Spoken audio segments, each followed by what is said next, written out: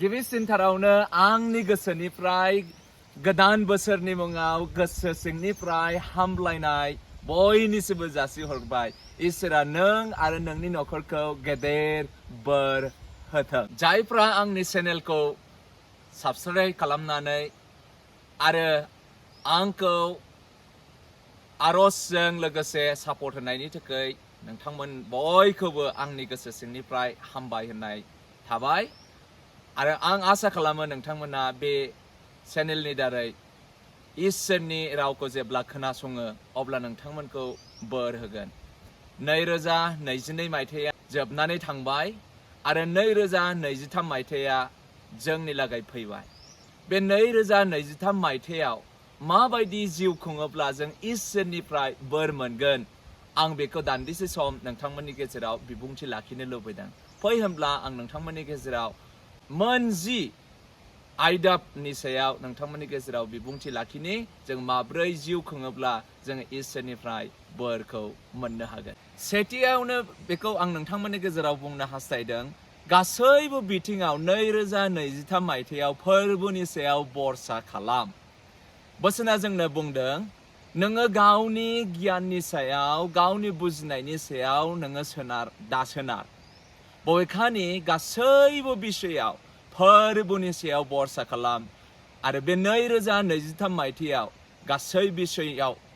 मावनायाव दांनायाव नोंनि बिजनेसआव नोंनि साख्रि बाख्रियाव गासै बिथिङाव नखर जानायाव गावनि जिबनाव फोरबोनियाव बरसा खालाम आरो फोरबोआ नोंथांखौ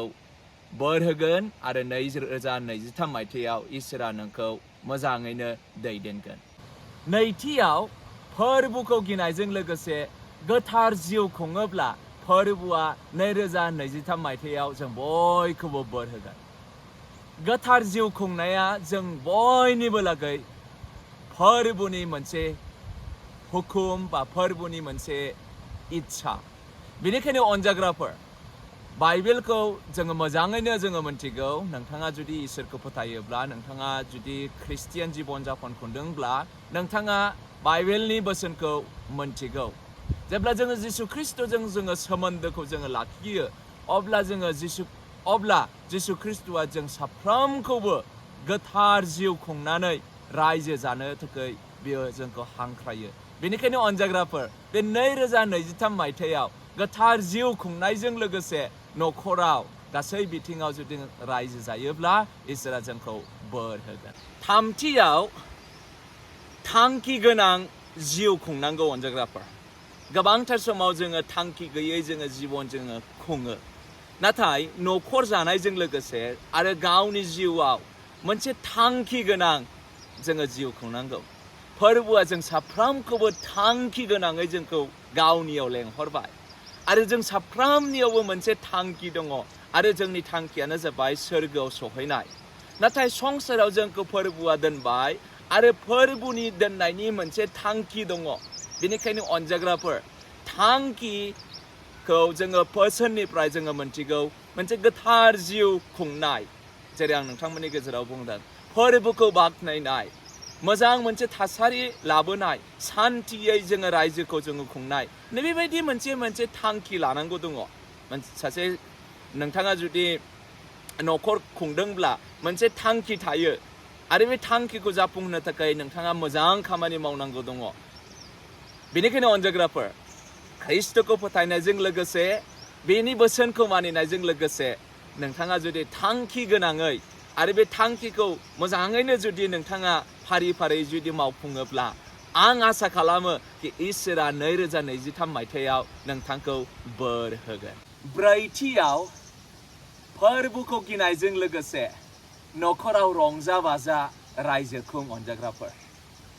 रंजानाय बा सान्थि परिबेसखौ जुदि जोङो नखराव जोङो जुदि लाबोयोब्ला जोङो फोरबोखौ जों बाख्नायनो हायो। आरो जोङो नखराव जुदि सान्थि परिबेसखौ जोङो लाबोयोब्ला, नखराव जुदि जों सान्थि परिबेसजों जुदि जोङो रायजोखौ जुदि खुङोब्ला जोङो मोजाङै जोङो सान्थि भाबै जोङो साननोबो हागोन आरो जों इसोरखौबो बाख्नायनो हागोन आरो जोंनि नखराव बिसि फिसायनि गेजेराव गथ' गथायनि गेजेराव मोनसे जेब्ला सान्तिखौ गायसनो अब्ला गासै बाथ्राफोरखौ जोङो रायज्लायनायजों जोङो समाधानजों खालामनो हायो बेनिखायनो अनजाग्राफोर 2023 मायथाइयाव नखराव एसे बिसियावनो रागा जोंज्लायालासिनो बा दुखु मोनज्लायालासिनो रंजा बाजायै गासै बिथिङाव समायसा सफैयोब्लाबो इसोरनियाव लाबोनायजों लोगोसे गासै बिषयफोरखौ बेनियाव बरसा थानायजों लोगोसे रंजा बाजा जिउ खुङोब्ला इसोरा नों आरो आंनि नखरखौ बोर होथारगोन बाथियाव गासैबो थासारियाव फोरबोनि इच्छाखौ बुजि अनजाग्राफोर गोबांथार समाव जोङो इसोरनि साखाथियाव आरज बिलाइ जोङो लाबोयो आरो जोङो प्रार्थना जों खालामो नाथाय जोंनि थासारियाव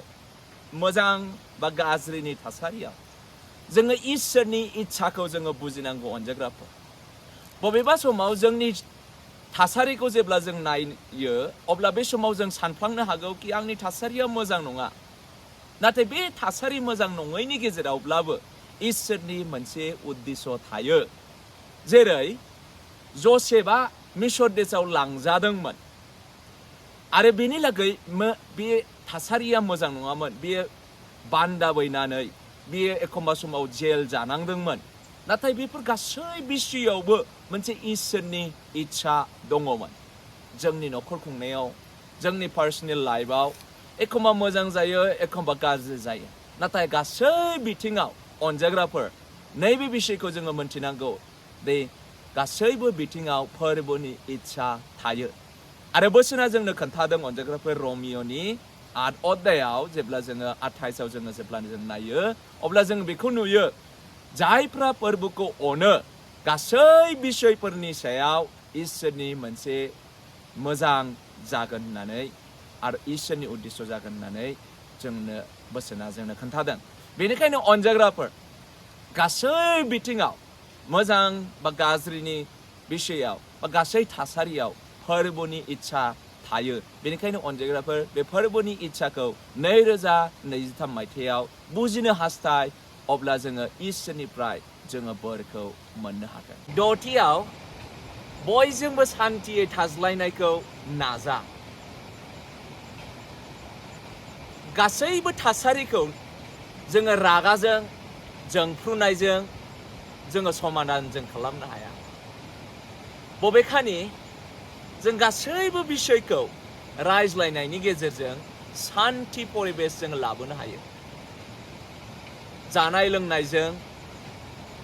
मोनजायैजों बा मोनजानायजों गोबां थासारिफ्रा गाज्रि जानो हागौ नाथाय गासैबो थासारिखौ नोंथाङा मोजां खालामनो हागौ जुदि नोंथाङा बयजोंबो सान्तियै थाज्लायनो हास्थायदोंब्ला गामियाव थानानै बा सोहोराव थानानै जोंनि फारापुरुसिफोरनि गेजेराव नांज्लाय खमज्लाय दावराव दावसि खालामनाया जोंनि लागै मोजां जाया बेनिखायनो अनजाग्राफोर आंनि खावलायनाया बे 2023 मायथाइयाव सान्ति परिबेश नखराव फारापुरुसियाव गामियाव ओनसोलाव दावराव दावसि खालामालासिनो मोजां बेबहार खालामनानै सान्ति परिबेशजों जुदि खुङोब्ला इसोरा जों बयखौबो बोर होगोन स्निथियाव गासैबो इसोरनि बोराव सन्तुष्ट जानानै रायजो खुङोब्ला इसोरा जों बयखौबो खुसि जागोन आरो बे 2023 मायथाइयाव जोङो इसोरखौ जोङो खुसि जों खालामनो हागोन गोबांथार समाव जोङो गुबुननि नखरखौ नायनानै जोङो हिंसा जोङो जायो गुबुननि नखराव न' बां मोजां दङ गारि घरा दङ थाखा फैसा दङ साख्रि आवलाफोर दङ बेबायदि जोङो मालायजों जों कम्पेयार खालामनानै जोङो गावनि गोसोखौ जोङो दुखु फोनाङो आरो जों इसोरनियाव जोङो भरसा खालामा आरो जोङो थोजासे जोङो जानो रोङा जायनि थाखाय इसोरा जोंनि सायाव मोनसे सान्तिखौ लाबोआ जानो हागौ बेनिखायनो आंनि खावलायनाया बेनो अनजाग्राफोर मालायनि बुस्थुखौ मालायनि रांखावरिखौ मालायनि धोन सम्पतिखौ लुबैयालासिनो जाय नि सायाव इसोरा नोंनि न'खराव बोर होबाय बेनि सायाव सन्तुष्ट जानानै रायजो खुंनाया इसोरा नोंथांखौ बोर होगोन पौला बेखौनो बुंदों तिमथिनो जे गोथार जिउ खुंनायजों लोगोसे सन्तुष्ट जानाया मोनसे गेदेर गेइन होननानै इसोरनि रावा बुंदों बेनिखायनो सन्तुष्ट जीवन जापन खुंनायजों लोगोसे जोङो जिउ खुङोब्ला जोङो गेदेर धोनखौ जोङो आवग्रिनो जों हागोन दाइनथियाव लागारबो आर'जआव नांनानै था मानोना बोथोरा गाज्रि जोंनि गेजेराव COVID-19 फैबाय थांबाय आरो दा जाफिनबाय बेबायदि बेमारफोर फैयो थाङो गाज्रि बोथोरफ्रा फैयो आरो थाङो नाथाय जोंनि मोखाङाव गोबां गाज्रिनिफ्राय गाज्रि बोथोरफ्रा सफैगासिनो दङ बेनिखायनो अनजाग्राफोर आर'जआव जेब्लायबो लागातारै नांनानै था अब्ला इसोरा जोंनि गासैबो बिषयाव हेफाजाब आरो मददखौ होफ्लायगोन गुथियाव फोरबोखौ सिगाङाव दोननानै लागारबो नों आरो नोंनि न'खराव जिउ खुं अनजाग्राफोर जोंनो फोरबोनि गोनांथि आरो फोरबोनि बोरनि गोनांथि